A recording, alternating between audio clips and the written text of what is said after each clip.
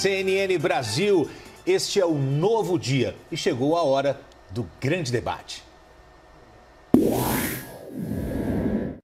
Esse é um espaço democrático em que predomina a pluralidade de opiniões. Esse é um quadro de sucesso da CNN americana e nós também teremos uma versão aqui na CNN Brasil.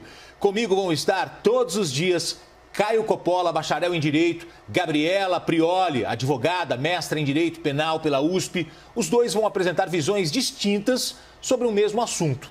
O nosso primeiro tema do debate será esta relação entre governo e Congresso. O presidente Jair Bolsonaro, ele falou com exclusividade à CNN Brasil no programa de estreia. Vamos ouvi-lo. Eu gostaria que ele saísse às ruas como eu. A resposta é essa. Nós, políticos, temos responsabilidade e devemos ser quase que escravos da vontade popular. Saiam às ruas esses dois parlamentares. Respeito os dois, não tenho nenhum problema com eles, tá certo? Estão fazendo as suas críticas, estou tranquilo tocante a isso. Espero que eles não queiram partir para algo belicoso depois do que eu estou falando, depois dessas minhas palavras aqui. Agora, prezado Davi Alcolumbre, prezado Rodrigo Maia, quer sair às ruas? Saia às ruas e veja como vocês são recebidos, tá certo? Outra coisa, os acordos não tem que ser entre nós, em gabinetes com ar refrigerado, tem que ser entre nós e o povo. Eu quero a aproximação do Rodrigo Maia, quero a aproximação do Davi Alcolumbre, respeito os dois parlamentares. E o que está faltando para nós? Como eu já disse, mais de uma oportunidade.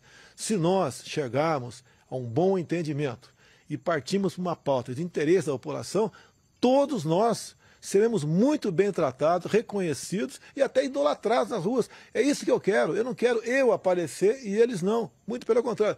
Rodrigo Maia, Davi Alcolumbre, estou disposto a recebê-los amanhã aqui no Alvorada, ou até se quiser que eu vá no parlamento, eu vou no parlamento com vocês dois, obviamente, e vamos conversar e vamos deixar de lado qualquer picuinha que porventura exista. O Brasil está acima de nós três. Depois de ver essas declarações que dão uma ideia de como andam as relações entre os poderes, a gente começa o nosso grande debate. Dois poderes, executivo, legislativo. Começo com você hoje, Gabriela Prioli. Como é que você observa esta relação? Bom dia. Bom dia, Agostino. Bom dia, Caio. Eu gostaria de cumprimentar todo mundo que está assistindo a gente. Vai ser um prazer estar todo dia aqui com vocês.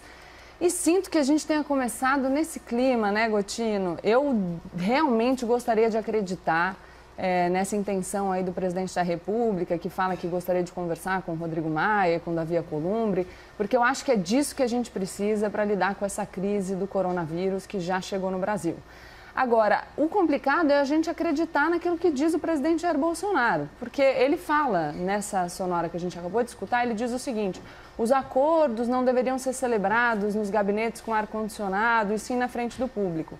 E o que a gente viu aí em relação ao orçamento impositivo, que foi a confusão que inflou essas manifestações de ontem, foi o presidente Jair Bolsonaro fazendo um acordo com o Congresso por detrás das cortinas. Então, o Congresso mantém o veto 52. O presidente Jair Bolsonaro, em troca, envia PLNs no Congresso e aí ele vai para as redes sociais e começa a inflar a população para pressionar o Congresso para votar contra um projeto que ele enviou. É só entrar na internet e olhar a assinatura do presidente Jair Bolsonaro no PLN número 4. A mesma coisa aconteceu em relação às manifestações. Ele mente dizendo que não convocou as manifestações, sendo que ele fez uma fala pública em Roraima, chamando as pessoas para as ruas. A própria SECOM postou convocando as pessoas para as manifestações do dia 15.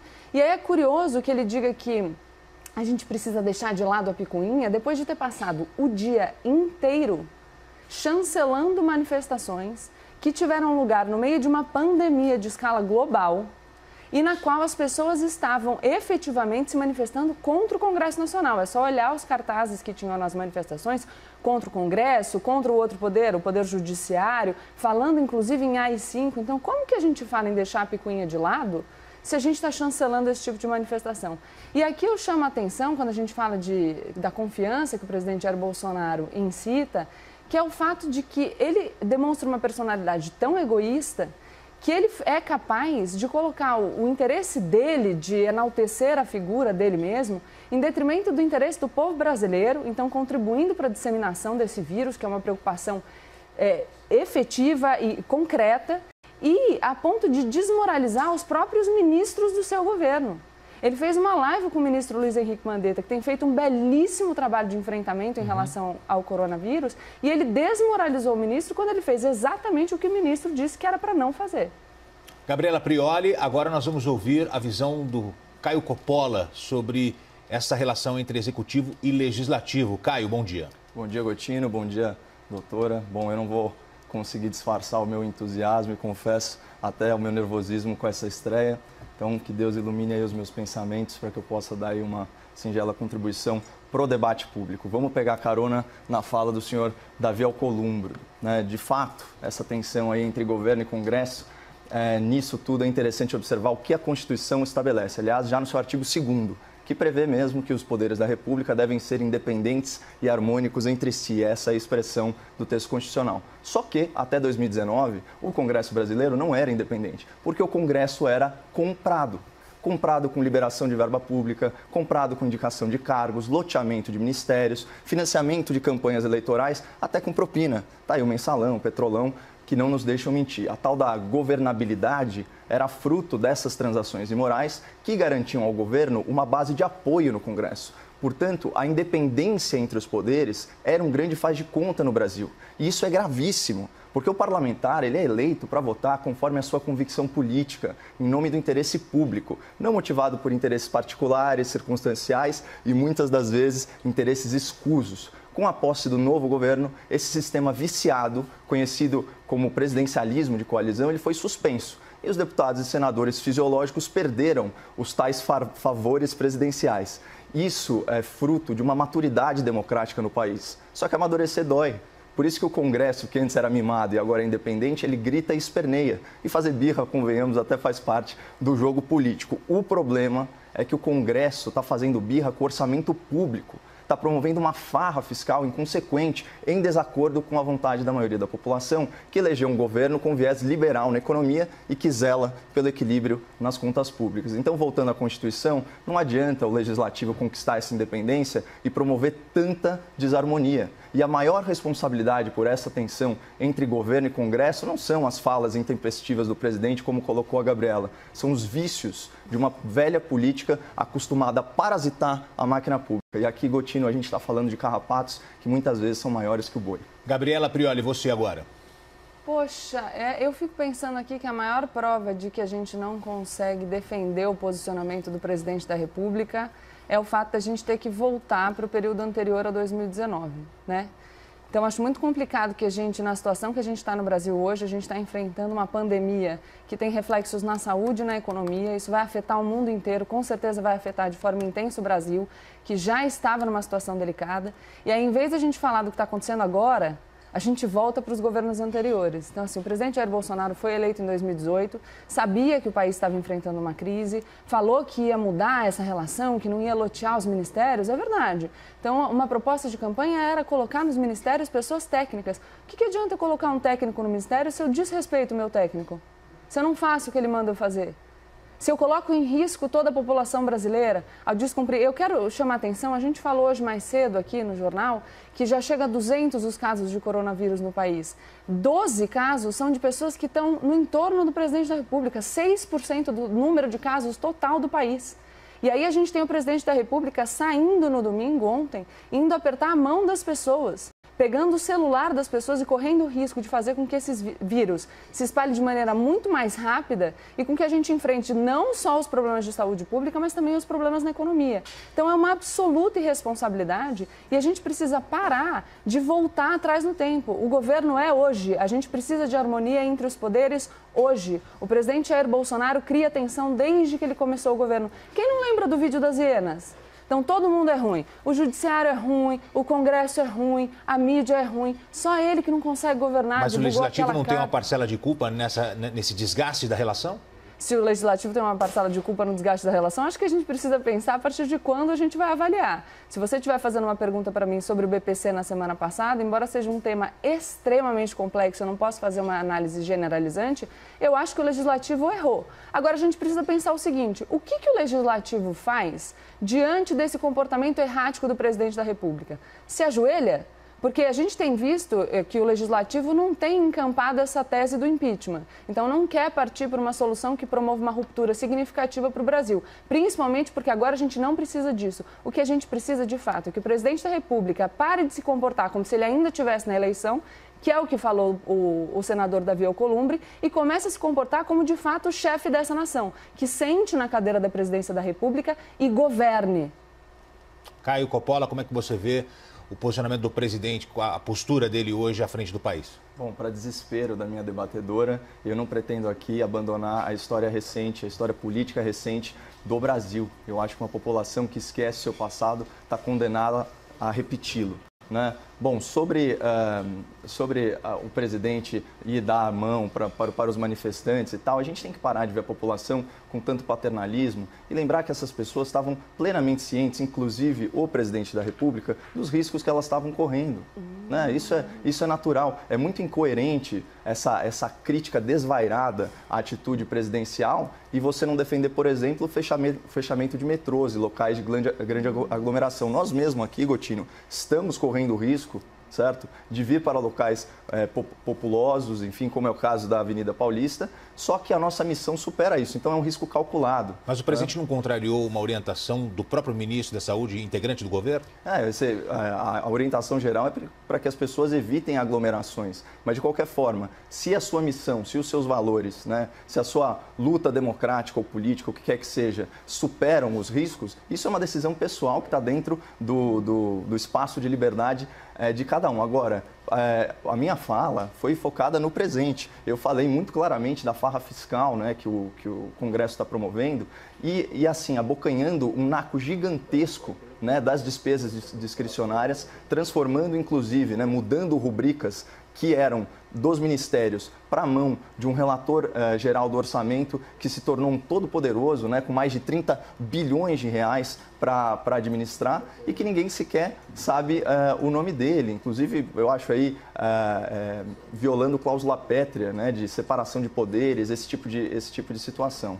Então, o que a gente tem que analisar é justamente isso. O Congresso morde um naco da despesa discricionária e, ao mesmo tempo, ainda cria uma despesa obrigatória com o BPC, muito bem trazido aí pela Gabriela Prioli, que gera uma despesa de 20 bilhões de reais. Isso somado ao primeiro pedido de verbas do ministro da Economia, que são 5 bilhões, já estoura a margem do teto de gastos e sujeita a presidência da República, sim, a um processo de impeachment. Agora eu começo com você, Caio Coppola. A Gabriela Prioli disse no bloco anterior que o presidente se porta como se ainda estivesse na eleição. A eleição acabou ou não? Pois é, a Gabriela estava, na verdade, parafraseando, né, o presidente do Senado, Davi Alcolumbre. Eu tenho as aspas aqui completas para reler ao espectador da CNN. Ele disse o seguinte: a eleição terminou, mas aparentemente, para algumas autoridades da República, a eleição ainda não terminou. Essa frase é de uma hipocrisia sem paralelo, porque para os parlamentares a eleição está só começando, Gotino. Não à toa, eles aprovaram na LOA um fundo eleitoral bilionário, 2 bilhões de reais, para financiar os seus projetos políticos pessoais de perpetuação no poder, né? 2 bilhões de reais de dinheiro público para isso. Não só isso, desde 2015 já vem esse movimento de avanço, né, sobre o orçamento. Então, em 2015 a gente teve a aprovação das emendas parlamentares individuais. A gente está falando aí de uma coisa na ordem de 9,5 bilhões de reais, né? São 15 milhões para cada deputado, para cada senador, para alimentar os seus currais eleitorais, que eles chamam de bases eleitorais. Num segundo momento, em 2019, vem a aprovação das emendas de bancada, mais uma mordida de 5,9 bilhões de reais. E aí você tem as emendas parlamentares, a número 100 e a número 102, que tornam aí essas despesas impositivas, não só impositivas, mas também prioritárias, certo? Então, você vê que já está rolando aí essa camisa de força orçamentária que limita muito a ação do Poder Executivo. E para piorar tudo, na Lei de Diretrizes Orçamentárias e nos PLNs que alteram essa lei, foi mudada a rubrica e mais de 30 bilhões de reais que estavam nas mãos dos ministérios passaram, da mesma forma, de forma impositiva e com prioridade, para as mãos de um relator geral do orçamento que ninguém sabe quem é. Para matar a não curiosidade aí do espectador da CNN, o nome dele é Domingos Neto. Ele é um rapaz de 31 anos, nasceu em 1988. Ele é do PSD, partido do Kassab, ex-ministro da Dilma, ex-ministro do Temer. Sei que a Gabriela não gosta muito de retomar o passado, mas enfim. E ele responde a um processo por improbidade administrativa, ainda aguardando julgamento em primeira instância. Esse é o cara que controla 30 bilhões de reais do orçamento público hoje, na situação atual. Sendo que o maior programa assistencial do governo, Bolsa Família, tem 29 bilhões de reais de orçamento. E só para ficar aí num ministério muito caro, aí ao espectro da esquerda, o Ministério dos Direitos Humanos, a verba desse ministério é só 220 milhões. É muito dinheiro, é muita concentração de poder na mão de uma pessoa só. Gabriela Prioli, a gente conversou aqui com o Yuri Pitta e com a Basília Rodrigues, analistas da área política, e falamos que o coronavírus poderia ajudar a selar a paz entre os dois poderes, entre o Executivo e o Legislativo. Você acredita nisso ou não? Eu espero. Agora, falar que eu acredito, eu já estaria exagerando aqui no meu otimismo. Já que, enfim, estão fazendo muita questão aqui que a gente retome o passado, vou me permitir então também retomar um pouquinho. Vamos lá. As emendas parlamentares individuais que foram aprovadas como impositivas em 2015 contaram com o apoio do então deputado federal Jair Bolsonaro. As emendas de bancada que foram aprovadas por propostas de emenda à Constituição em 2019 foram aprovadas com o apoio do agora presidente Jair Bolsonaro, inclusive com um discurso do Eduardo Bolsonaro na Câmara falando que aquilo era uma vitória do governo. A lei de diretrizes orçamentárias, ela foi aprovada, dando mais poderes para o relator do orçamento numa sessão na Câmara em dezembro de 2019, na qual os deputados que integravam a base do governo disseram que a orientação do governo era votar sim. A gente não sabe a posição do Eduardo Bolsonaro, porque ele não estava na Câmara, ele estava viajando. Sobre os PLNs aos quais o Caio se refere, são PLNs devolvendo parte do poder do relator do orçamento, que foram enviados pelo presidente Jair Bolsonaro, são assinados por ele. E aqui não é mais 30 bi o controle do relator do orçamento, porque o Congresso manteve o veto 52, que na verdade vetou o artigo 64A da LDO, que era o que dava o poder para o relator do orçamento. Então a gente tem uma situação aqui que primeiro o Jair Bolsonaro apoia as emendas impositivas, depois o governo também diz que é uma vitória do governo essa autonomia do parlamento e aí come bola em relação à LDO, faz um acordo com o Congresso por detrás das cortinas e vai para as redes sociais inflar o público. Inflar um público que foi para a rua e não pode ser considerado um povo heróico, que fez um juízo em relação aos próprios riscos que estava correndo, porque quem vai para a rua em época de pandemia, com um vírus que a principal característica negativa é o alto poder de disseminação, não está só se colocando em risco, está colocando todo mundo em risco. Então isso não é heroísmo, isso é covardia e irresponsabilidade. Tanto é assim que a gente tem um artigo no Código Penal que fala que é crime infringir determinação do poder público destinada a impedir introdução ou propagação de doença contagiosa.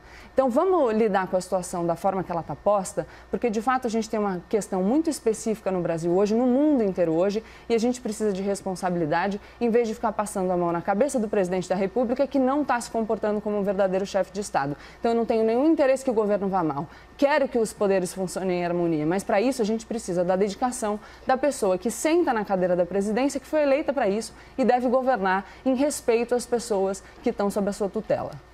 Caio Coppola, agora o seu argumento final, o seu comentário final, por favor. Bom, a nossa advogada se tornou juíza e já condenou aí as dezenas de milhares de manifestantes que foram à rua pacificamente, democraticamente, se manifestar. Mas enfim, eu queria pegar aqui, fazer uma comparação sobre percepção de realidade, sobre percepção do que é a população brasileira, né? A ensejo da aprovação da reforma da Previdência, sobre a qual ele alega falsa paternidade, o Rodrigo Maia disse: quer conhecer o Brasil, visite o parlamento. Isso não procede. O pior do parlamento está representado no Brasil. São dezenas e dezenas de deputados e senadores respondendo a ações penais. Eles pertencem a uma elite que já se distanciou muito da realidade do povo. Em contraposição, você tem um presidente da República que prestigia a manifestação popular e convida os presidentes do Poder Legislativo a irem às ruas, ao invés de ficar fazendo centenas de viagens em jatinhos particulares e se alienando da responsabilidade direta